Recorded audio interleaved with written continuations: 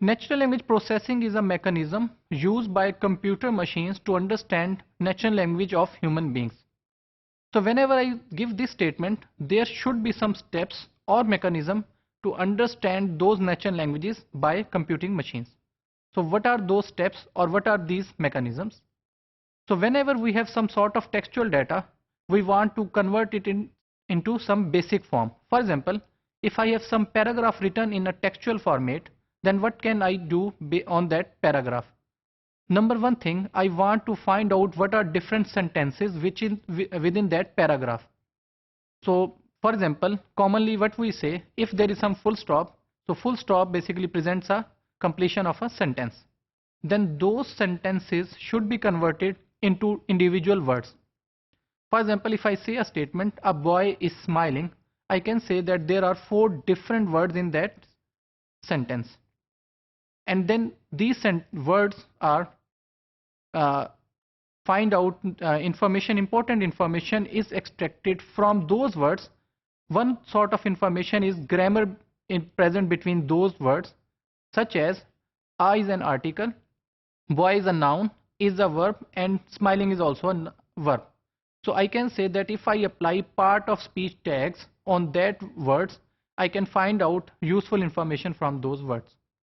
Moving on, if I want to find out if this sentence is grammatically correct, then I need some parse tree or syntax tree.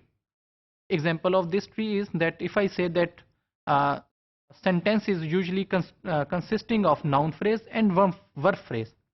As I said that a boy is smiling, a boy is a noun phrase and is smiling is a verb phrase.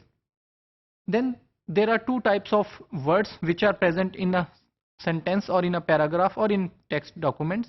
One are content words and the other word are function words. So content words are basically those words which have some meaning, such as boy, smiling, laughing, walking. These are all content words. On the other hand, another type of words is function words. Function words are basically gluing words which just glue 2 different content words together, such as a boy is smiling. So is basically is a function words.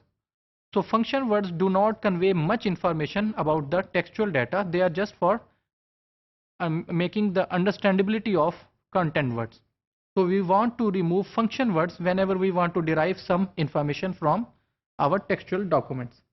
Then we have named entity recognition, which is basically understanding or finding out names of different things which are present in the document, such as name of a person, name of a place, name of a thing or location, any name can be there. Then co-reference relation, stemmer and lemmatization.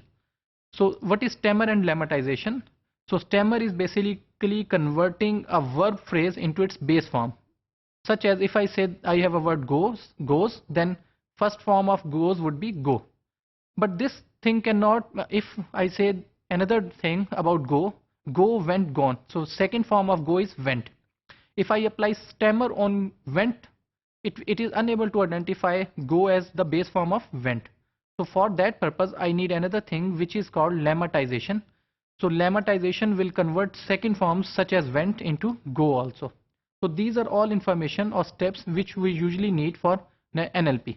Again, this is not a complete list of all the things which we require for NLP. It is just a small list. In next few slides, I have given an example of a framework which is used for NLP domains. So starting from this framework, I have converted into 4 basic parts. Number 1 is morphological and lexical processing, syntactic processing, semantic analysis, and context processing interpretation. And I will explain this example with the help of an example which I have written at the top. John runs. This is an example, and then I will see how this example is interpreted. Okay, at morphological and lexical processing. So morphology is basically understanding shape or form of text, and lexical processing, lexical is based on the word lexicons. Lexicons are basically words which are present in the text. So if I from my statement which was John runs, if I see this thing, so what will morphological processing do? It will convert it into proper noun. John basically, which is a name, and that is a proper noun, and then runs. So runs can be either a second form, that John is running, or it can be a plural if it is combination of different runs. So here it has shown two options, that either it is a verb or it is a plural. Then in syntactic analysis, we try to find out if this sentence is grammatically correct. So for this grammatically correction, what I will say, I have produced a syntax tree or parse tree which says that this sentence has two parts, noun phrase and then verb phrase. This noun phrase is further divided into proper noun, which is John, and then we have verb phrase, which is our verb and which is run. So here we are just checking if it is grammatically correct.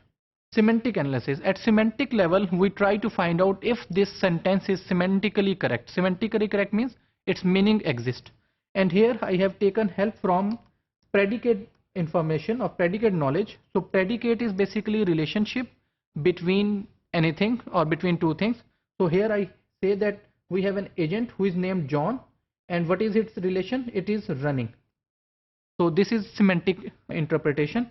And then finally we have context processing interpretation. So what is context? Context is basically a term used whenever we have multiple sentences. So one sentence is dependent on previous or the next sentence or some sentence which is available in the text. So in our particular example, we say John is a student and he runs. So we can say that, okay, the person who is running, which is John basically, is also a student at some school level or college level. So he's a student and then he is running.